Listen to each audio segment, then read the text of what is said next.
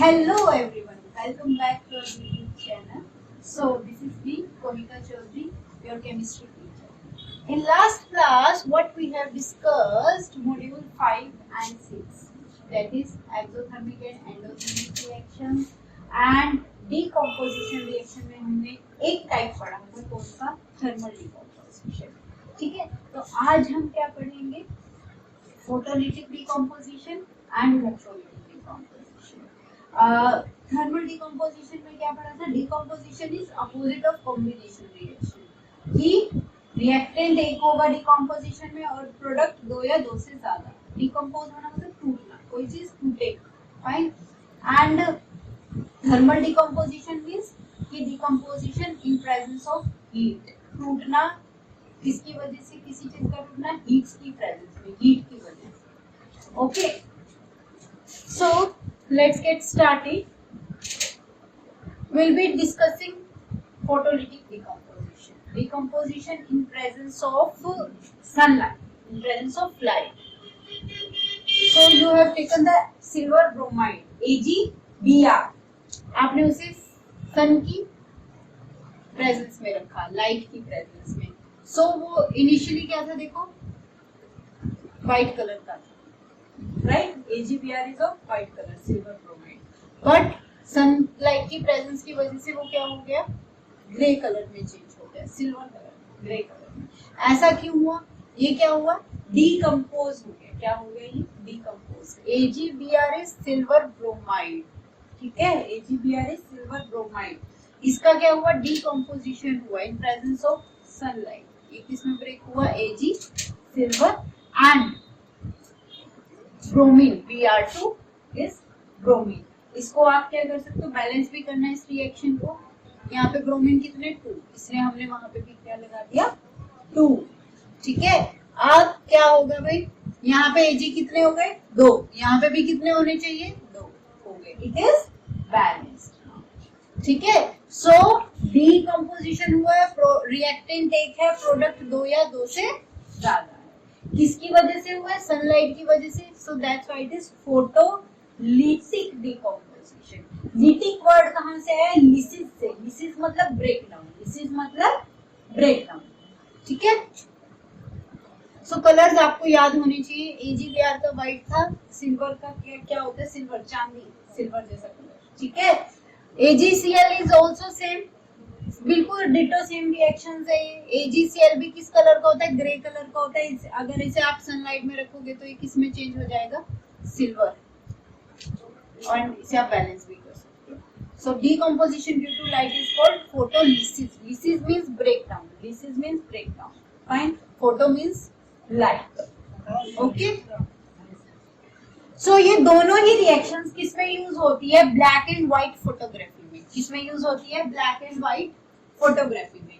तो क्या होता है भाई? देखो, आजकल तो क्या है, कैमरास हैं, हमारे पास फोन्स हैं. ठीक है, हम लोग फोन में फोटो क्लिक कर लेते हैं. एंड बट पहले क्या होता था? मतलब फोटोग्राफ्स आती थी. मतलब फोटोग्राफ्स तो आप लोग अभी भी लेते होंगे, प्रिंट करवाते होंगे.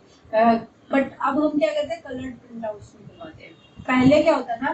कैमरा होता था, उसके अंदर क्या होती थी? रील होती थी. ठीक है, उसे क्या बोलते थे? उसके नेगेटिव्स. ठीक है, तो उन नेगेटिव्स को क्या करते थे? हम वॉश करवाते थे, धुलवाते थे, और फिर आपकी फोटो निकल के आती थी. तो वो कैसे निकल के आती थी? इस प्रोसेस के थ्रू. ये जो 2 रिएक्शन हमने पढ़ी है ना, उसके थ्रू. वो रिएक्शंस किस में यूज होती है? Black and white photography. ठीक है,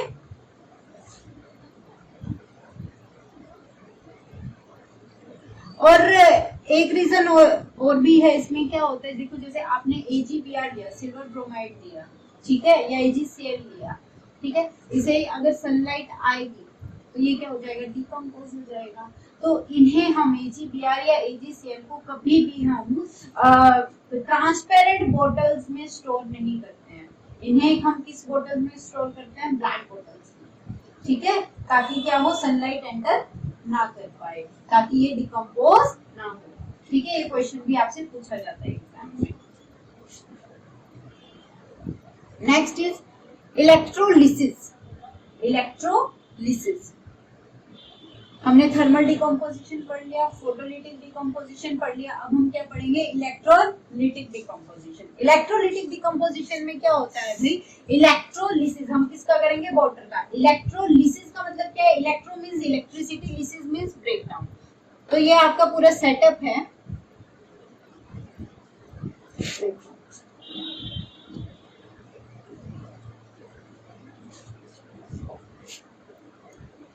इलेक्ट्रोलिसिस,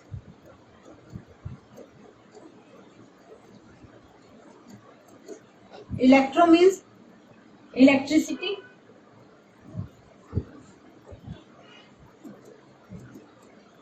लिसिस मीन्स ब्रेकडाउन। हम क्या करेंगे? हम इलेक्ट्रिसिटी की हेल्प से क्या करेंगे? ब्रेकडाउन करेंगे। किसका? वाटर। किसका? वाटर का।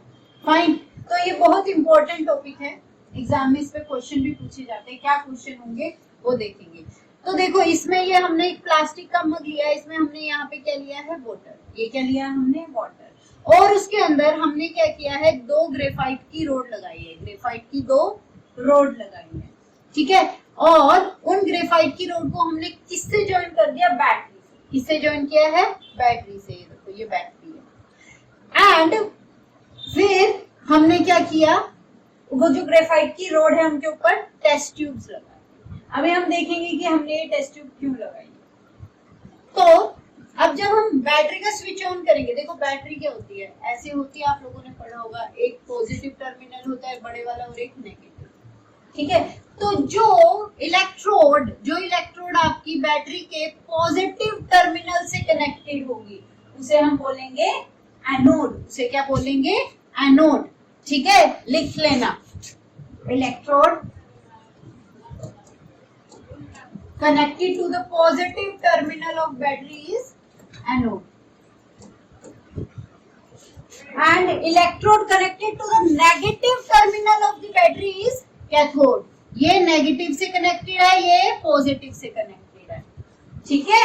ये होता है नेगेटिव छोटे वाला, बड़े वाला पॉजिटिव। तो एनोड किससे कनेक्टेड है? पॉजिटिव से। जो ग्रेफाइट की रोड आपके बैटरी के पॉजिटिव टर्मिनल से कनेक्टेड है उसे हम बोलेंगे एनोड, और जो ग्रेफाइट वाली रोड बैटरी के नेगेटिव टर्मिनल से कनेक्टेड है उसे हम बोलेंगे कैथोड, ठीक है।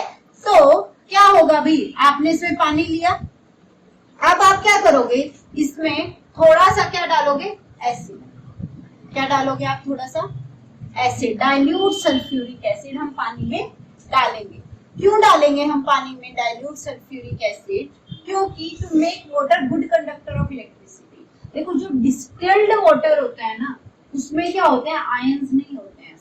डिस्टिल्ड वाटर आयंस प्रोड्यूस नहीं करता है, बट अगर आप उसमें थोड़े से एसिड डाल दोगे ना तो वो आयंस में ब्रेक हो जाएगा, वहां पे आपको आयंस मिलेंगे, ठीक है। और फिर जब आप इलेक्ट्रिसिटी पास करोगे ना उसमें से, तो वो बहुत अच्छा कंडक्टर बन जाएगा। डिस्टिल्ड वाटर, जो प्योर वाटर होता है, सिर्फ H2O होता है, जिसमें कोई सोल्ट वगैरह के आयंस नहीं होते हैं, वो क्या होता है? बैड कंडक्टर होता है इलेक्ट्रिसिटी का। It is bad conductor of electricity. वो इलेक्ट्रिसिटी को पास ही नहीं होने देगा। अगर पास ही नहीं होने देगा तो हमारा काम नहीं बन पाएगा फिर। इसलिए to make water good conductor of electricity हम उसमें क्या डालते हैं? थोड़ा सा एसिड, ताकि आयंस प्रोड्यूस हो। आयंस मतलब पॉजिटिव और नेगेटिव आयंस। पॉजिटिव और नेगेटिव क्या होते हैं? चार्ज। जहां चार्ज होता है वहां इलेक्ट्रिसिटी जनरेट हो जाती है, ठीक है।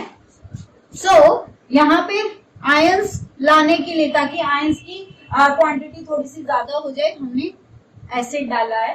एंड एसिड के डालने के बाद क्या होगा? हमारा वाटर गुड कंडक्टर हो जाएगा इलेक्ट्रिसिटी का। इलेक्ट्रिसिटी को बहुत अच्छे से पास ऑन होने देगा अपने अंदर से, ठीक है। जब इलेक्ट्रिसिटी इसमें से पास ऑन होगी अच्छे से, तो ये क्या हो जाएगा? ब्रेक हो जाएगा। अभी हम देखेंगे कैसे। इतना समझ में आया कि ये क्या है? Anode. Anode is positively charge and cathode is negatively charge, ठीक है।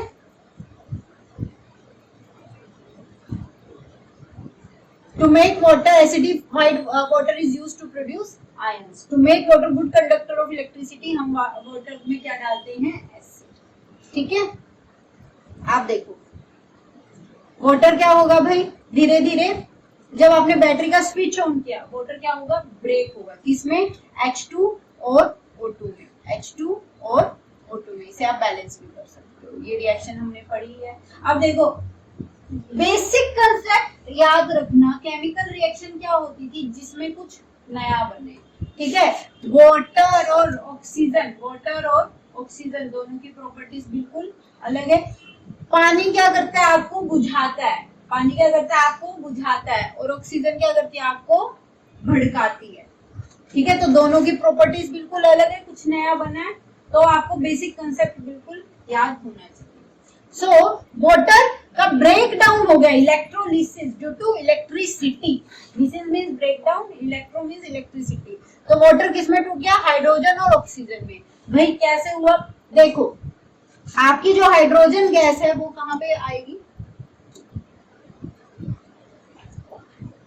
ये आपकी एनोड थी, anode was positively charge, cathode was negatively charge. तो वाटर क्या होगा, ब्रेक होगा, आयंस बनेंगे, ठीक है। तो H पॉजिटिव, पॉजिटिव है वो किस तरफ जाएगा, नेगेटिव की तरफ अट्रैक्ट होगा, तो यहाँ पे आपको क्या मिलेगी, H2 हाइड्रोजन गैस, ठीक है। और नेगेटिव, ये याद करने का तरीका है, O2 नेगेटिव होता है तो वो किस तरफ जाएगा, पॉजिटिव वाली की तरफ अट्रैक्ट होगा, ठीक है। तो पॉजिटिव वाली इलेक्ट्रोड में आपको क्या मिलेगा, ऑक्सीजन, O2 नेगेटिव से ऑक्सीजन, ठीक है।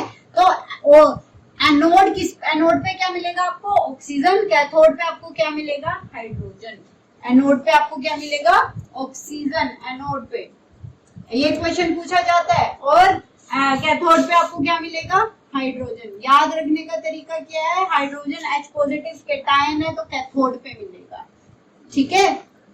और एनोड पे कौन मिलेगा, oxygen, anion, A for anode, A for anion. और दूसरी बात क्या है, ये दोनों वोवल्स है, याद आप ऐसे रख सकते हो, ये दोनों क्या है, वोवल्स। तो एनोड पे कौन आएगा, ऑक्सीजन, फाइन। तो आपने वाटर की क्या की, इलेक्ट्रोलिसिस की, हाइड्रोजन और ऑक्सीजन में वो ब्रेक हो गया। अब देखो क्या होगा, यहाँ पे देखो, यहाँ पे आपको वाटर का लेवल ये इतना दिख रहा है और बाकी सब क्या है, गैस। यहाँ पे वाटर का लेवल ज्यादा है और गैस है थोड़ी, यस और नो। यहाँ पे वाटर का लेवल कम है, गैस ज्यादा है, यहाँ पे वाटर का लेवल ज्यादा है, गैस है कम।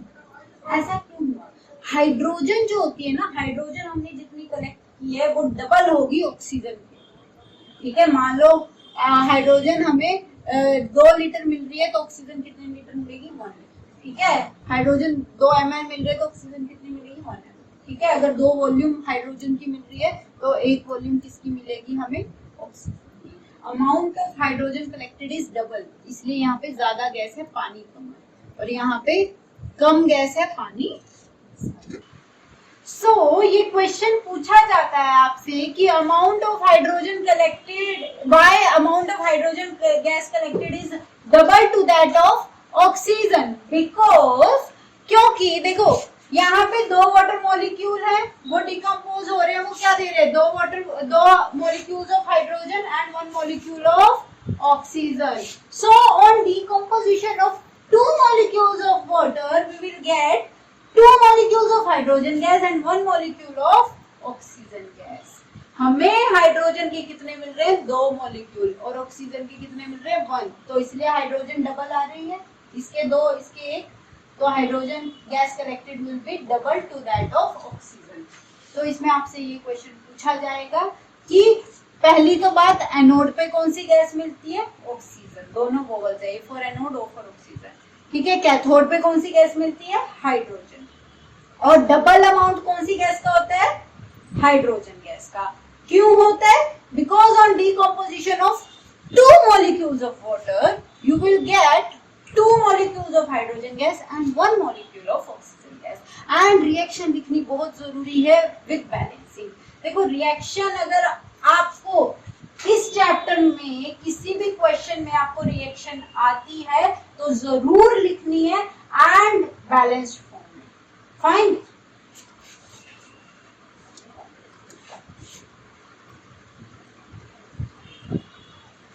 अब इलेक्ट्रोलिसिस, आप 11th में अगर आप नॉन मेडिकल लोगे तो उसमें बहुत जगह इलेक्ट्रोलिसिस पूरा एक चैप्टर है, इलेक्ट्रोकेमिस्ट्री, उसमें आप बहुत जगह इसके एप्लीकेशंस देखोगे। ये किस में यूज होता है, extraction of metals like sodium and aluminium की इलेक्ट्रोप्लेटिंग में यूज होता है। ये हम 11th क्लास में पढ़ते हैं, ठीक है, इलेक्ट्रोकेमिस्ट्री में। नेक्स्ट इज डिकम्पोजिशन रिएक्शन, तो हमने पढ़ ली है, ठीक है, तीनों टाइप्स पढ़ लिए, thermal decomposition, photolytic decomposition, electrolytic decomposition. Combination reaction पढ़ ली, डिकम्पोजिशन पढ़ ली। थर्ड रिएक्शन कौन सी है हमारी? Displacement reaction. क्या है? Displacement reaction. डिस्प्लेसमेंट रिएक्शन के लिए आपको रिएक्टिविटी सीरीज आना बहुत जरूरी है, वो मैं बताऊंगी क्यों, बट एक बार रिएक्टिविटी सीरीज देखो, ठीक है। This is your reactivity series. देखो, potassium, sodium, calcium, magnesium, aluminium, zinc, iron, lead, hydrogen, copper, mercury, silver, gold, ठीक है। ये सबसे ज्यादा रिएक्टिव है आपकी, this is the most reactive. And नीचे जाते जाते रिएक्टिविटी क्या हो रही है? कम हो रही है। देखो, कुछ मेटल्स क्या होती है? ज्यादा रिएक्टिव होती है, कुछ क्या होती है? कम रिएक्टिव होती है, ठीक है। तो सबसे ज्यादा कौन है? पोटेशियम। सबसे कम कौन है? गोल्ड। देखो, गोल्ड कम रिएक्टिव है, इसीलिए हम उसे पहन पाते हैं, ठीक है। गोल्ड की ज्वेलरी हम क्यों पहनते हैं? गोल्ड की ज्वेलरी हम क्यों पहनते हैं? क्योंकि ये हमारी स्किन के साथ रिएक्ट नहीं करेगा। अगर हम नहा रहे हैं गर्म पानी से या कुछ भी, तो स्टीम के साथ भी आपकी मेटल्स रिएक्ट कर जाते हैं, बट गोल्ड रिएक्ट नहीं करता। वरना अगर मान लो आपने गोल्ड की ज्वेलरी पहन रखी है, गर्म पानी में आपने हाथ डाल दिया है, या आप you are taking bath from hot water, तो वो क्या करेगा? रिएक्ट कर जाएगा स्टीम के साथ, और रिएक्ट करेगा तो आपकी स्किन पे इरिटेशन कर देगा, ठीक है। तो इसीलिए क्या है? गोल्ड की ज्वेलरी पहनी जाती है, सिल्वर की ज्वेलरी पहनी जाती है, क्योंकि ये क्या है? Less reactive. ये क्या है? लेस रिएक्टिव, ये रिएक्ट इजीली नहीं करते हैं, ओके। पोटेशियम सबसे ज्यादा रिएक्टिव है। तो ये रिएक्टिविटी सीरीज आपको एज सच लगातार इसी सीक्वेंस में लर्न होनी चाहिए, ठीक है। तो इसको याद करने का तरीका क्या है? एक ट्रिक है, काशी, नाथ, कैल्शियम Ca का, मैग्नीशियम माली Ma माली, Al एल्यूमिनियम आलू, जिंक Z जरा, फीके Fe, आयरन इज Fe, फीके, काशीनाथ का माली आलू जरा फीके पकाता है। देखो, काशीनाथ का माली आलू जरा फीके, पीबी लेड पकाता, पी से पकाता है,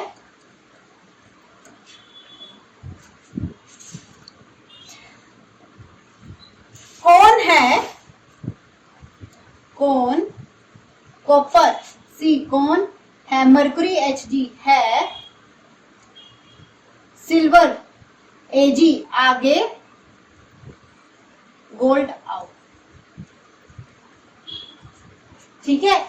काशी के पोटेशियम, नाथ Na, सोडियम का माली आलू जरा फीके पकाता है, कौन है? आगे आओ, ठीक है। सो आपको ये लर्न हो जानी चाहिए, ठीक है। तो इस सीक्वेंस में आप इसे लर्न कर सकते हो, which is the most reactive and which is the least reactive.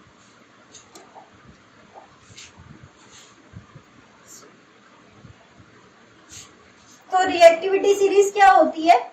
Arrangement of metals in the increasing और decreasing order of reactivity is called reactivity series. जब आप मेटल्स को उसकी रिएक्टिविटी के ऑर्डर में अरेंज कर देते हो, या तो इंक्रीजिंग ऑर्डर में भी कर सकते हो या डिक्रीजिंग ऑर्डर में। ये हमने डिक्रीजिंग ऑर्डर में किया है, it is the most reactive, it is the least reactive. तो उसे क्या बोलते हो? सीरीज को क्या बोलते हैं? Reactivity series. So let's move on to the displacement reaction. देखो क्या होगा भाई,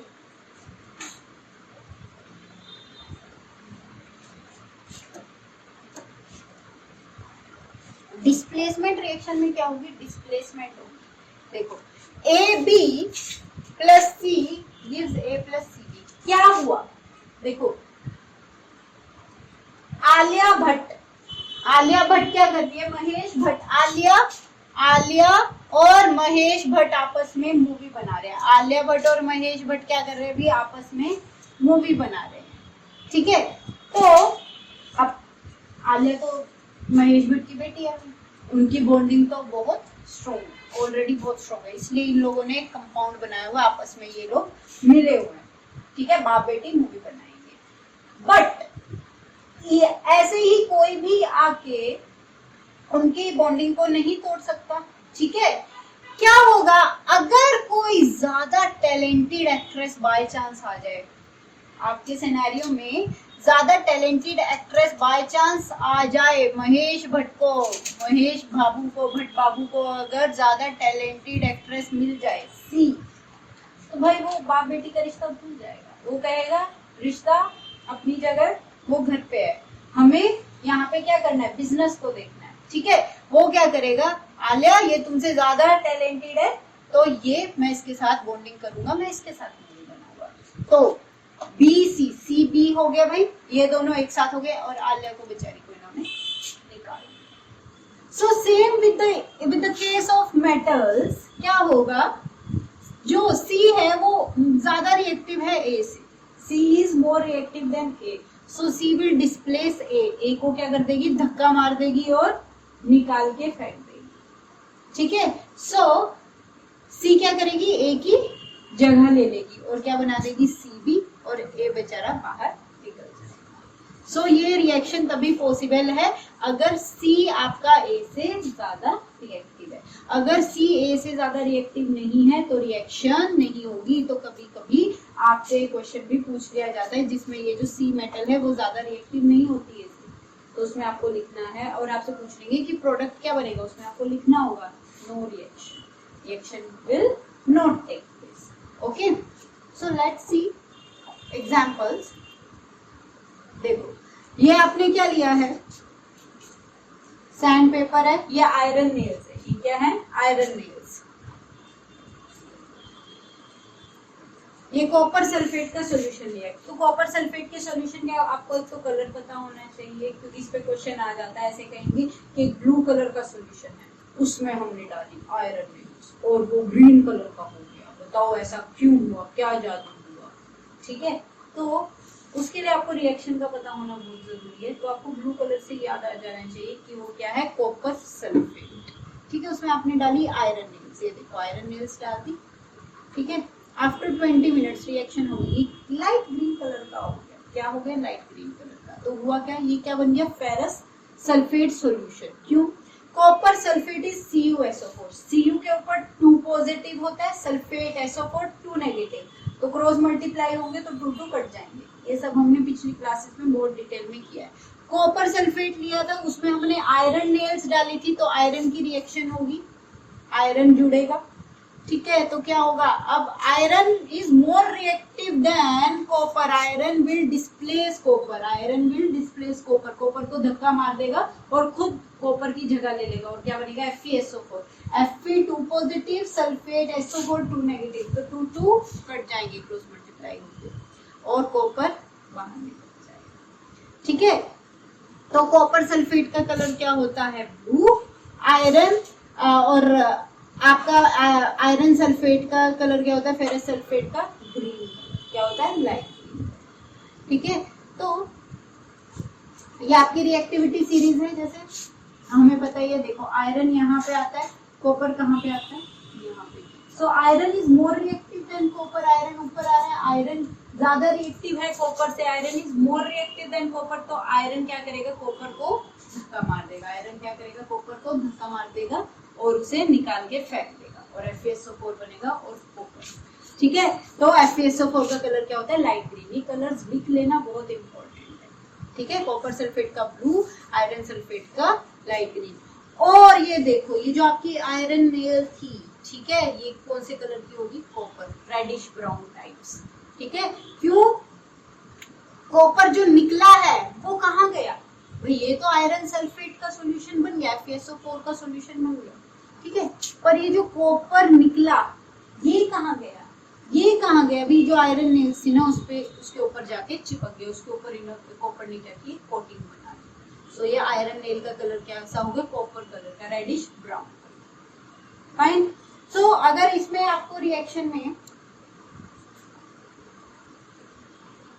आपको ऐसे दे देते FeSO4 प्लस Cu, तो क्या ये रिएक्शन हो पाती? देखो यहाँ पे कॉपर है, क्या कॉपर आयरन को धक्का मार सकता है? क्या कॉपर आयरन से ज्यादा रिएक्टिव है? Copper is less reactive than iron. Iron ज्यादा रिएक्टिव है, कॉपर लेस रिएक्टिव है।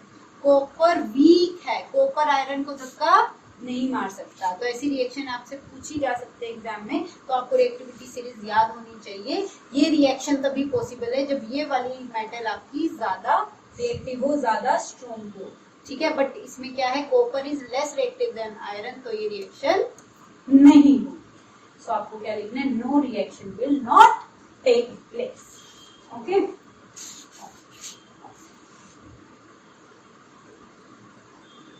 Next is zinc plus CuSO4। देखो जिंक कहाँ आ रहा है, यहाँ आ रहा है, ये रहा जिंक। और CuSO4 में मेटल कौन है, एटाइन कौन है, कॉपर। कॉपर कहाँ आ रहा है, यहाँ। तो zinc is more reactive than copper. Zinc यहाँ पे ऊपर है, कॉपर नीचे, तो zinc is more reactive than copper. तो जिंक क्या करेगा, कॉपर को धक्का मार देगा और क्या करेगा, जिंक सल्फेट बनाएगा और कॉपर बाहर एज इट इज निकल जाएगा। जिंक ज्यादा रिएक्टिव है, copper less reactive, so zinc will displace copper. तो जिसमें धक्का मारने वाली रिएक्शन हो, डिस्प्लेसमेंट हो रही हो, कोई किसी की जगह ले रहा हो, कोई किसी को रिप्लेस कर रहा हो, तो उस रिएक्शन को हम क्या बोलते हैं, डिस्प्लेसमेंट रिएक्शन या फिर single displacement reaction. Okay, let's take one more example, lead. Pb देख लो कहाँ आ रहा है, ये रहा, प्लस CuCl2। Pb ये रहा, कॉपर क्लोराइड ये रहा, कॉपर ये रहा, सॉरी। तो Pb is more reactive than copper, तो Pb क्या करेगा, कॉपर को धक्का मार देगा और Pb Cl2 बन जाएगा, ठीक है।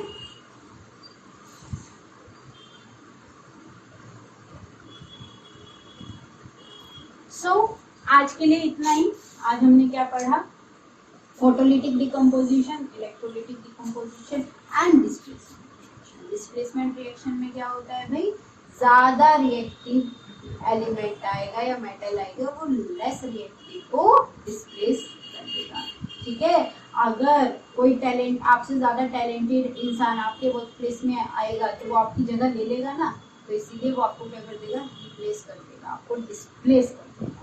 तो same in the case of metals. So आज के लिए इतना ही। आई होप आप लोगों को समझ में आया होगा। So please do like, share and subscribe to our YouTube channel. Thank you.